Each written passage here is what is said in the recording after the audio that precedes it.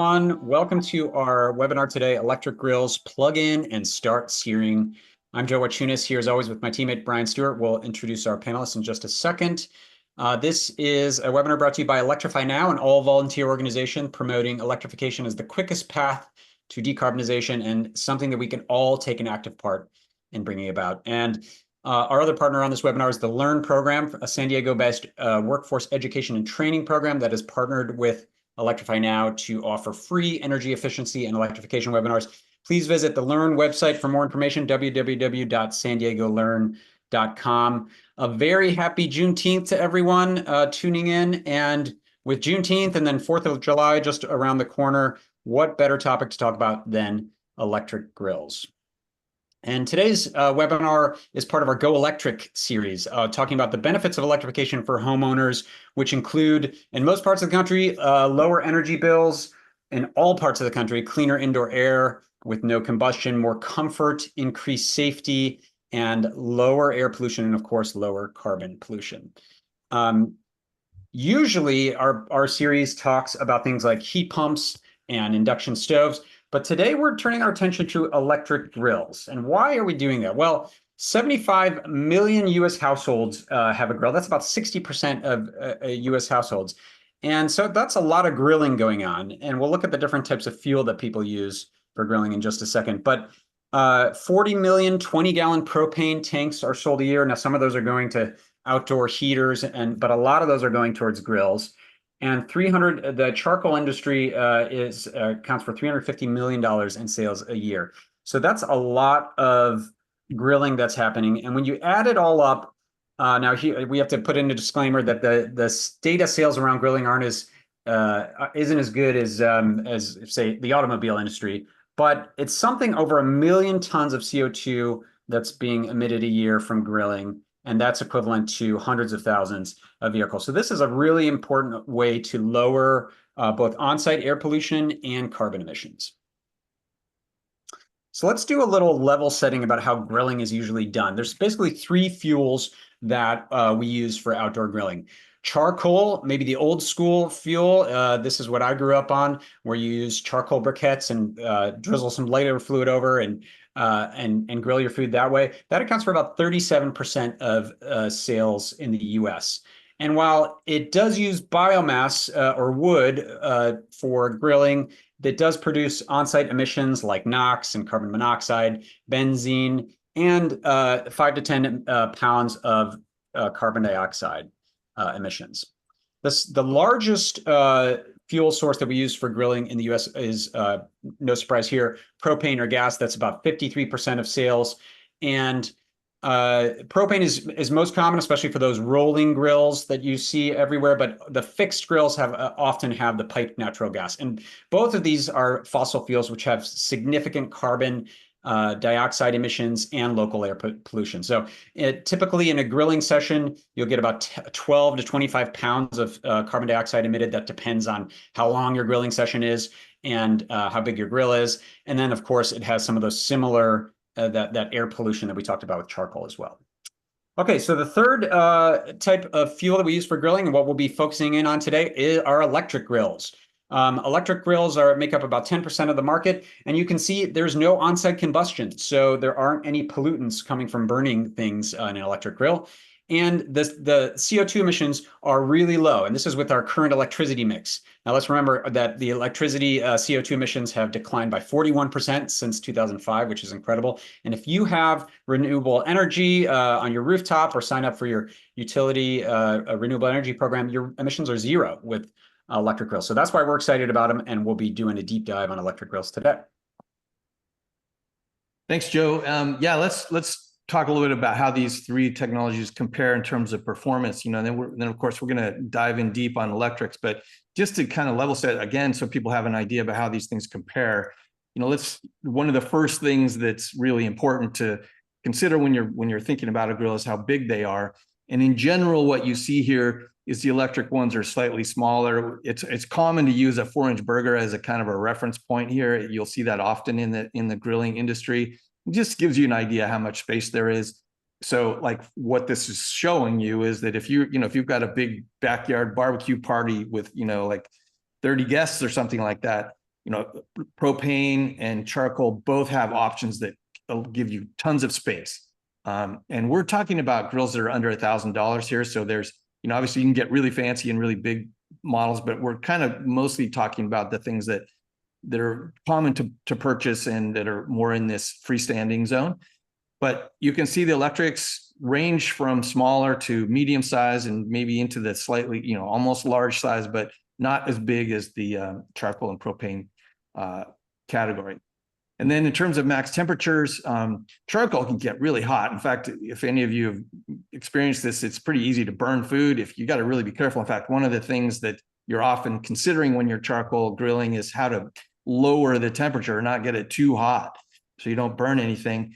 Propane has, high temperatures in the 500 degrees is really common. Some of them will get up to as high as 700. Electric, almost all of them are going to get to 400. A few of them will get a little bit warmer than that. And we'll talk about, what makes the difference there and how you can see that when you're shopping. But the point is they get plenty hot. 400 degrees is good for most things. And some people like to get a little bit hotter than that for searing, but an electric grill is totally capable of doing that.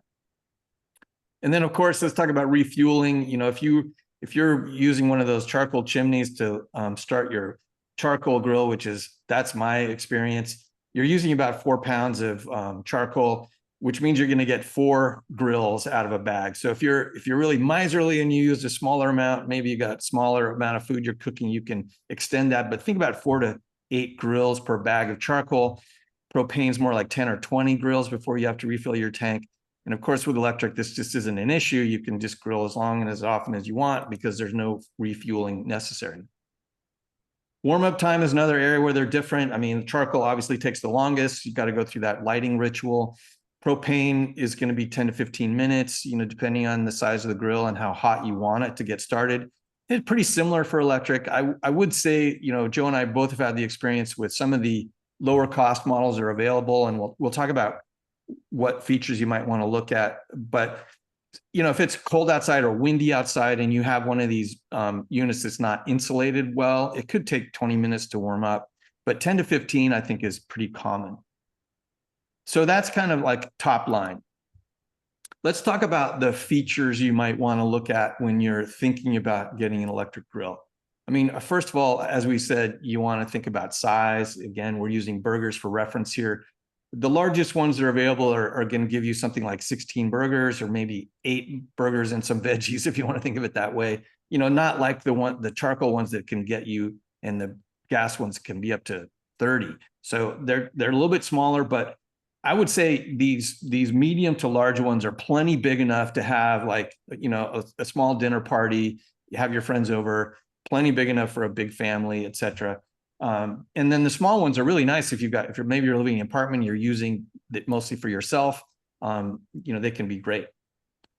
They come in these 3 configurations. A lot of them are tabletop units that come with, you can pay a little bit extra to get a stand. So that's what the top 2 are at. Both of these you could buy as a tabletop unit or with an optional stand. And then there are some that are more of this kind of like conventional, what you think of as a gas grill sort of format with a cabinet underneath. Some of the more expensive ones have that. And then another really big thing to think about when you're buying a grill is the grate material. A lot of the lower cost models have a sheet metal grill, and maybe it'll be porcelain coated or something like that, which is fine. But what I find is that they don't hold a lot of heat. When you get the cast iron units, there's a lot of metal there. So once that heats up, it stays hot longer. So when you open it up and put your food on there, you don't lose temperature so much. So the cast iron grills that are porcelain coated can be nice that way. I love these ones that that come in 2 parts, like this one I'm showing here, which makes it really easy to throw them in the dishwasher after you're done using it, which makes cleanup easier. And then the premium models tend to come with stainless steel options. Some of them are thin and some of them are more like the stainless steel grates. And in some case, you can upgrade to that as well, but stainless steel will typically last longer in terms of duration and not degrade over time. Okay, and then another really important feature is this single wall construction versus double wall construction. This is a really big deal, I think. Like I've got a grill like the one on the top here that's single wall. I've had it for a while. And it has those problems we were talking about, particularly if it's windy or colder outside. It takes longer to heat up, doesn't retain heat well. A lot of the models, like all the Weber models, for example, come with this liners, they call them, or double wall construction, like the image on the bottom. So it's basically insulated, so it just retains heat a lot better. The other thing that's interesting to consider is that some of the more expensive grills offer dual zone heating. Most of them are just going to be single zone. And what that means is that you could have like one really hot zone on part of your grill where you're searing something, and maybe you're steaming vegetables on the other side where you don't need as much heat. Or you could potentially even do indirect cooking where you put the thing like a roasting type of situation, or long, slow barbecue where you don't want direct heat. You put it on above the burner that's not on, and have the heat coming from somewhere else. So some of the more expensive grills offer that function if that's something you're interested in. And then some of the newer ones are also offering digital temperature control, which is kind of nice because you can just see what the actual temperature is and the actual number. You know, it's a little bit fancier, but if this is something that's interesting to you, like it can be web, you can get an app and control it over your phone. And then the other thing to consider is that there's a wide range of options in terms of the accessories that are either available or maybe in some cases come with these grills. Things like meat probes and steamers and smokers and things like that. That if you're interested in that kind of more specialty cooking or these type of accessories, you know, you can look online to find that out. All right, so obviously there's a lot of grills available. This isn't everything that's out there, but we just wanted to give you kind of an idea about the types of things you might find if you go shopping. And I've got them organized in terms of small to large. So there's this Coyote grill. I know this is one of the ones that is available on barbecueguys.com. We'll be introducing Logan in a minute. It's a small grill, but it's really beautifully made. It's stainless steel construction. It's a little bit on the expensive side, but really nice product if a small grill works for you. The Ninja Pro Connect is another really interesting one. A pretty amazing value, I think, and by the way, these two prices that you're seeing here, the lower one is for the standalone tabletop version, and the higher one is if you get the included stand.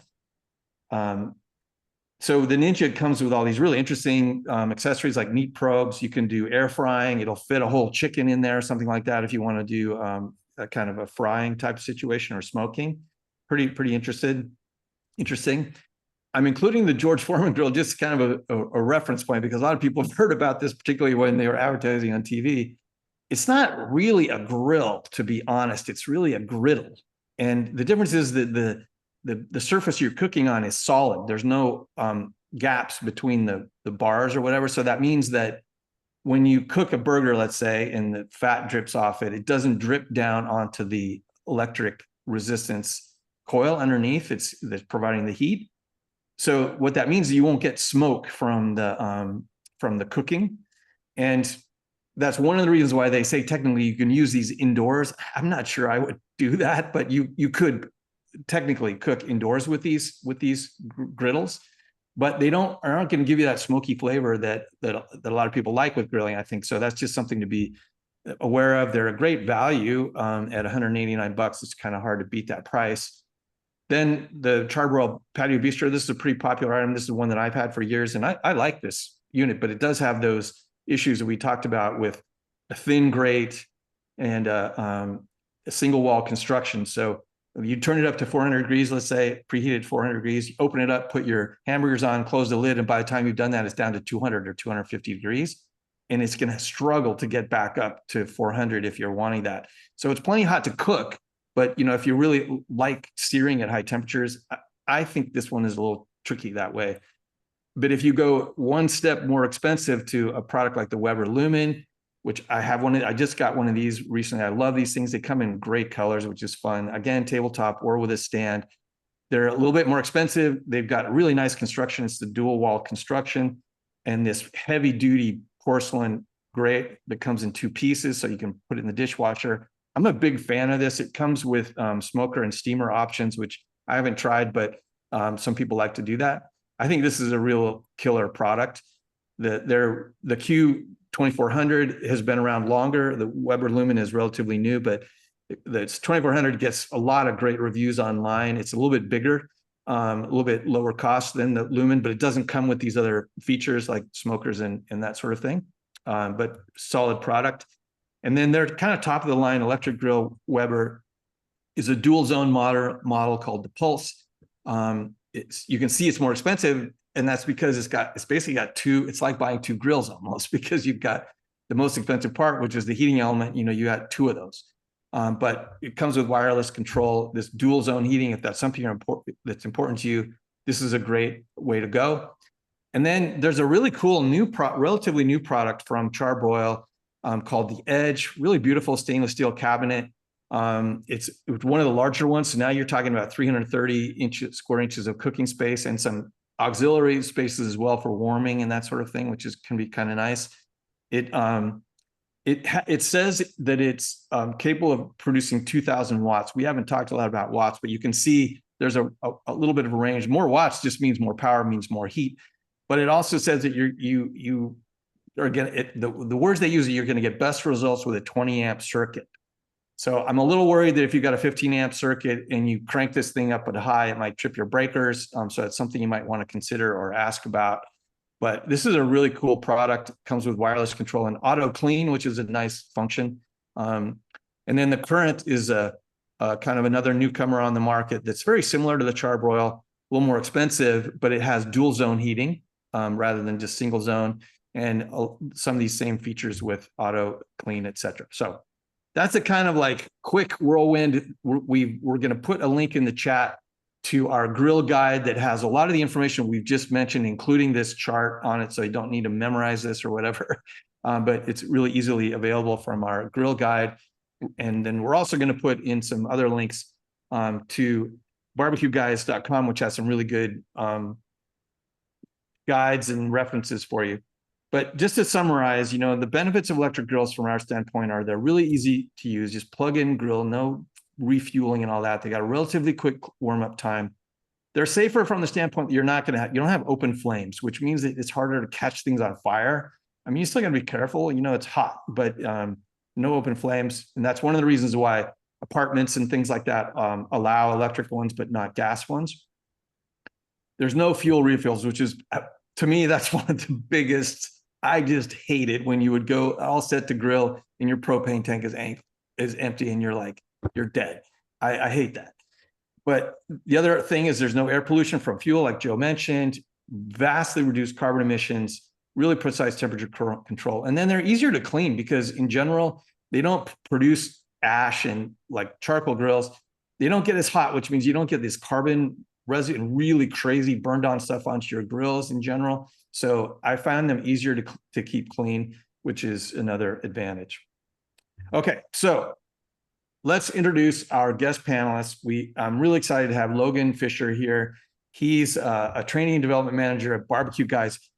Barbecue Guys, you should check it out. I mean, first of all, they've got pretty much everything you want, but they've also got some really good information about electric grill guides and buying guides, et cetera. So check it out. They're a national online retailer of outdoor cooking equipment and supplies. Logan is in charge of educating customers and also training employees about outdoor cooking products and the wide range of things that they have. He's got a personal passion for cooking.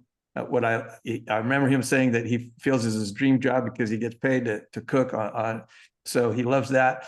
And then he's got a knack for conversing about recipes and culinary issues with cooking, and he loves helping customers to envision and build their dream outdoor spaces. So really excited to have Logan. Welcome, Logan, to our program today. And like I said, we will put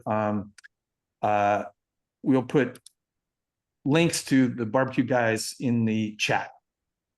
So, all right, great to have you. So tell us a little bit about Barbecue Guys. Tell us about the company and your electric grill guide.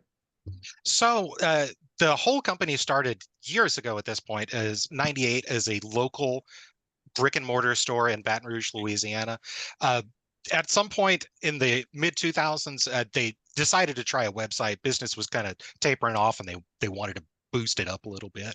And the website just blew up from that point. Thankfully, did a lot more business than we ever did brick and mortar. The ability to ship and deliver all across the country has just made it simpler to expand the product line, and it just keeps growing from there. It's been a whirlwind journey, but it's been a lot of fun. Oh, that's great. Well, I can see why it's working because your website is fantastic. That's not the case with all of them out there. So why don't we start, Logan? I mean, we've been talking a lot, but give us your point of view about the benefits of electric grills or how they compare to gas and charcoal. And, like I said, we're mostly going to focus on these portable units. You can get really nice, expensive big built-in ones. We're going to focus mostly on these portable ones, but how do you think about how these things compare? Well, you have to change the way that you cook a little bit because you don't have access to that hot air movement like you do from a gas burner or a pellet grill or something like that. It's a lot more direct cooking. Indirect is a lot more difficult on an electric without a cooking vessel designed to sort of force that heat where it's supposed to go. You have to adjust a little bit, but if we're talking direct grilling, nothing really changes a whole lot, thankfully. Yeah. And Go ahead, Brian. do you have a kind of an idea, like if you, what do you think are is the ideal situation for people who are interested in grills? Like what's it kind of like where the sweet spot, so to speak, for electric grills?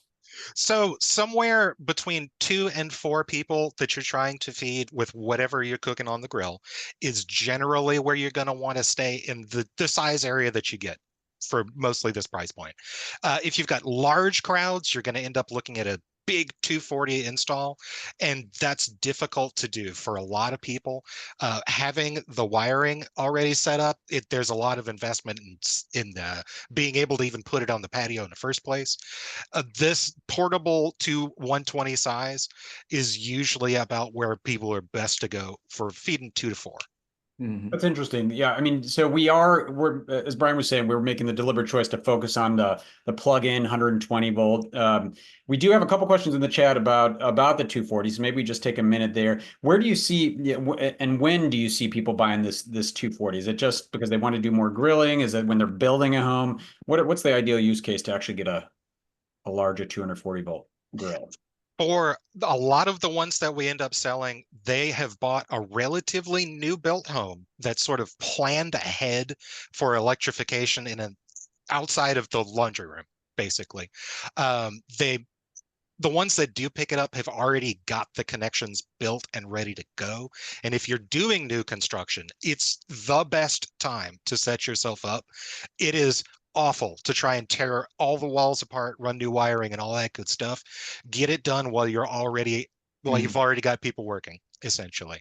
Yeah. Uh, yeah, it's a struggle for a lot of folks. Yeah. So a lot of those they tend to be like built-in units, or I guess there's some large freestanding ones that are 222, but you're talking about you're generally talking about several $1,000s for these. Is that Oh yeah, absolutely. Plus the cost of whatever structure they're going to be built into. Plus, if you haven't done it already, the wiring to get power to there. It's a pretty huge investment. And the main advantage to those is size, right? It's not so much, or do they actually get hotter, or is it mostly just the size? The two things are kind of tied together. As the grill gets larger, the elements need to be able to put out more heat to fill up that increased space. It's both at the same time.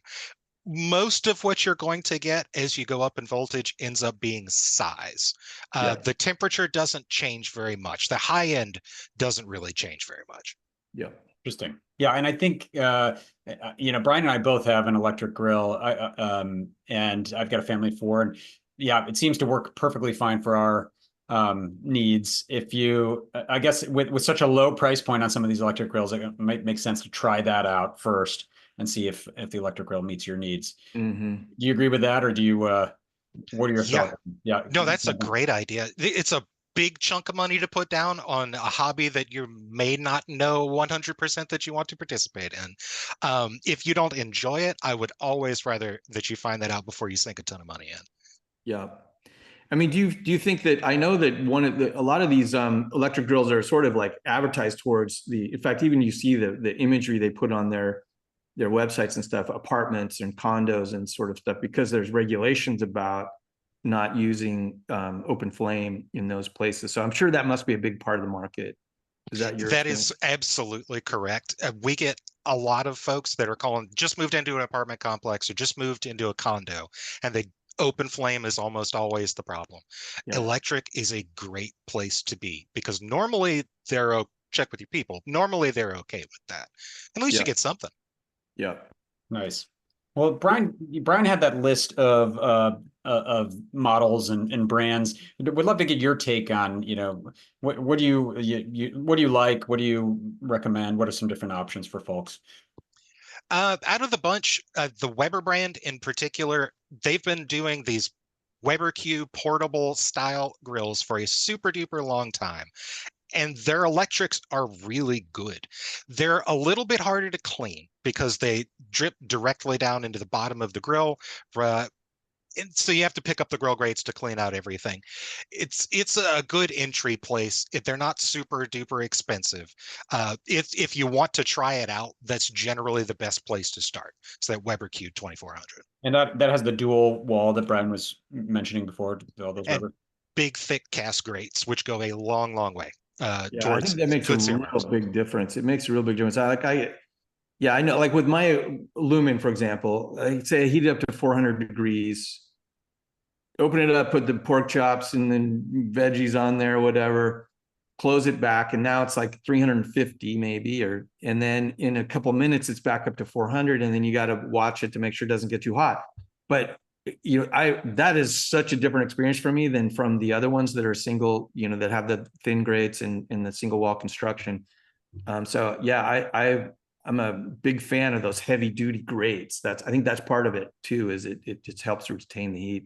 Yeah, the Webers as well are using casted lids. They're casted aluminum, so they are very, very thick compared to the sheet metal steel lids that you'll get on just stainless steel grills in general. And more insulation is better. More insulation is higher max temperature. That's all that you want on grilling. Absolutely. Yeah. On your site, for example, Logan, is it easy to tell which grills have that dual wall versus ones that don't, or does somebody have to do a little digging on that?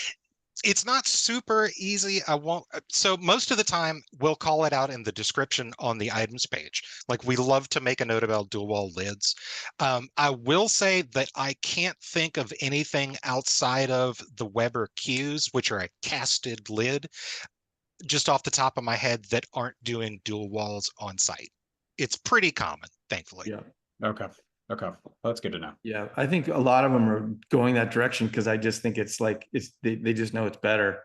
Yeah. But some of them don't have it. Sometimes you can tell by looking at the picture if the color on the inside is different than the color on the outside, then that's probably an indication that it's it has a lining, or some of them you'll look inside and you'll see like a aluminum looking shiny metal, and on the outside it's painted. A lot of times that's because it's got a liner, but yeah, it's worth checking into. What do you think about durability? Are these things, electric grills, any more or less durable than, say, charcoal grill or a typical propane grill? It's weird to say it out loud because it's an electric appliance outdoors, but in a lot of ways, these end up being more durable than charcoal or gas. Some things to think on with charcoal, especially as it mixes with water, it tends to become acidic and it tends to rot out metal. That is not an issue that you have with electric grills. Nice things. The burners and ignition in particular are usually the most vulnerable parts of gas grills as they live outdoors. There's just more to go wrong outside of electrics. The electrics are so simple, and simple things tend to work a lot longer than more complicated things. Yeah. It's another thing I appreciate about Weber is that the replacement parts are pretty easy to come by there, which is, again, I don't want to feel like a Weber advertisement because there's plenty of other good options out there, but it's kind of hard to go wrong with Weber, and that's another reason. Have you tried like smoking or any kind of specialty cooking like that with an electric grill? Yeah, I have done, and I own an electric smoker.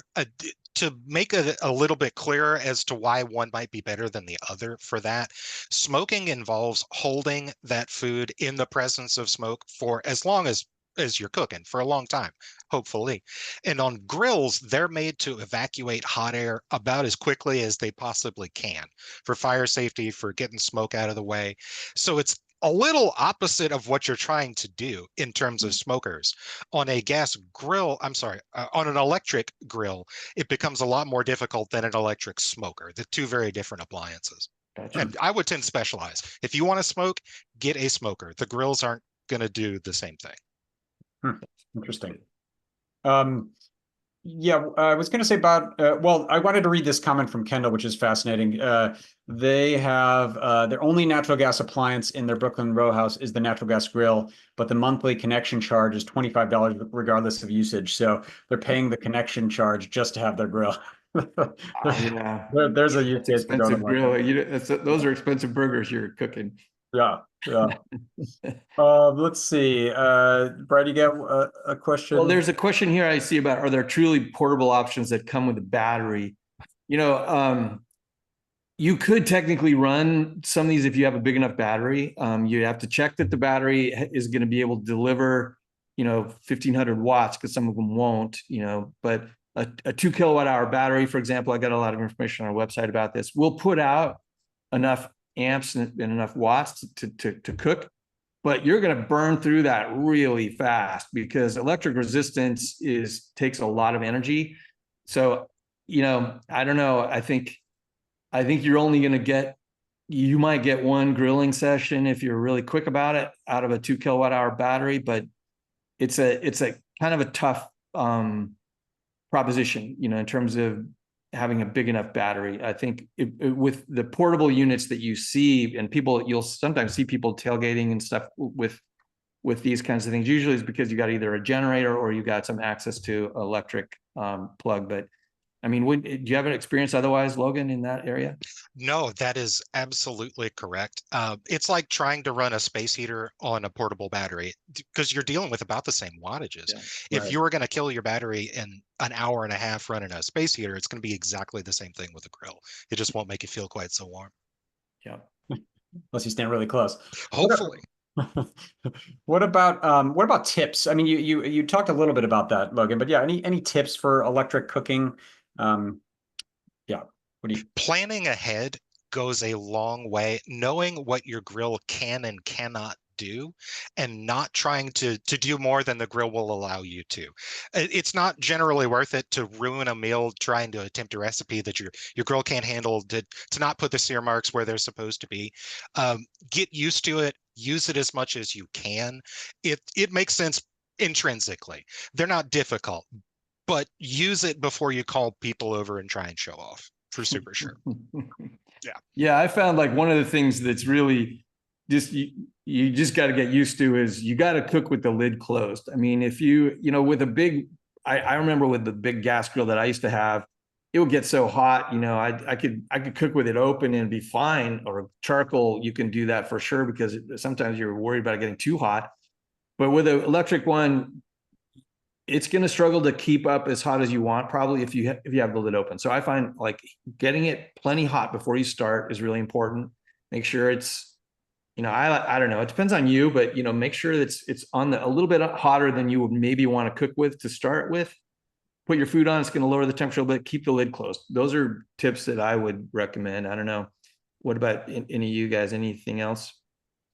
I'll tell you, I'll also say when you're running gas grills, less so charcoal grills, but mostly you're cooking with hot air on gas grills. That flame is heating up the air, which circulates through the oven and out the back of the grill. You're dealing with radiant heat with both charcoal and electric. So as long as you've got food in line of sight of the elements, you're putting out heat. It's less about airflow than it is on a gas grill. It's a lot more easy to control at that point, especially at low temperatures. Have you ever tried one of those I'm curious about the apps, the phone apps, so you control your grill with a phone. I mean, do you find that to be a helpful thing? I mean, or is it a gimmick? What do you think? everybody's going to be a little bit different. I'm not telling you what you should enjoy, but what I will tell you is that I have a pellet smoker that runs on the app. It's on the other side of this wall right here. I don't turn on the app. I would much rather get up and go look at the thing. If I was cooking overnight and I wanted to go to sleep in the meantime, sure, that's great. But with the apps and the wireless and all that, like it feels like it takes me out of the experience, and that's kind of what I was showing up for. I can call somebody to deliver dinner. I'm going outside to cook because I want it Yeah, to. it's true. It's kind of a ritual, isn't it? It's a sort of summer activity that you kind of Yeah. either enjoy or you don't. Yeah. I guess we're leaving folks with our electric grills guide. Barbecues guys has a great guide as well.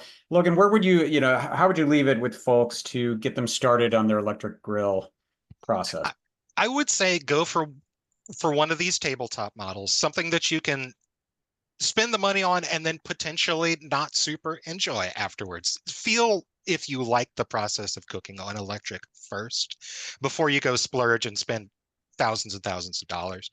I'm reasonably sure that you're probably going to like it, but give it a shot before you invest is all. That's all.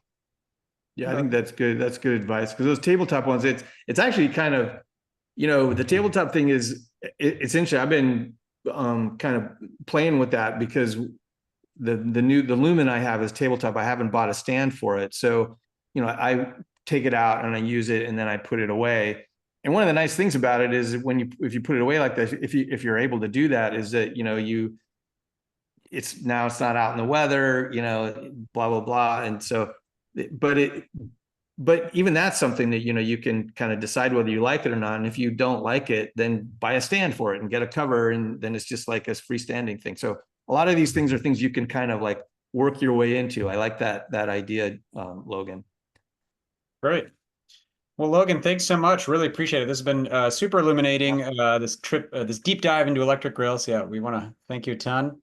Um, Brian, any last words to leave our? No, I think that's great. Really appreciate it, Logan. And thanks everybody for tuning in today. And I hope this was helpful. And if you have any questions, feel free to reach out to us.